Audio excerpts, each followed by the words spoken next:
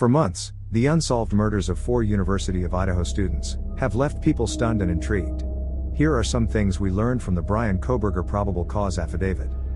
Number 1. According to the affidavit, investigators found Kaylee Gonsalves and Madison Mogan deceased from multiple stab wounds in Mugan's room, which was located on the 3rd floor.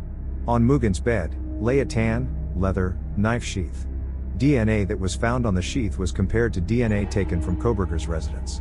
The DNA matched Bryan Kohberger, placed him at the crime scene, and linked him to the potential murder weapon.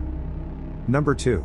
According to a statement given by a surviving roommate, identified with the initials DM, she was asleep in her 2nd floor room when she was awakened around 4 a.m. by what she believed was Gonsalves playing with her dog upstairs on the 3rd floor.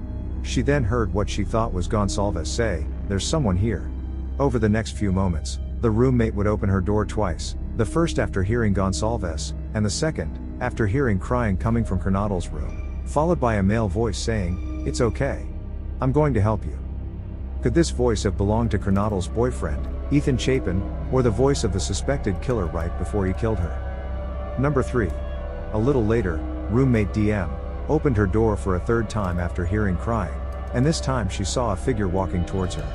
The figure was dressed in black clothing with a mask that covered the person's mouth. The figure was described as about 5 foot 10 inches or taller, male, not very muscular, with bushy eyebrows, which matches the suspect's. The figure walked past her and towards the sliding glass door. She then locked herself in her bedroom. This account raises a lot of questions. Why didn't the roommate call 911 right after seeing an intruder and hearing crying? Why did she finally contact authorities hours later around noon?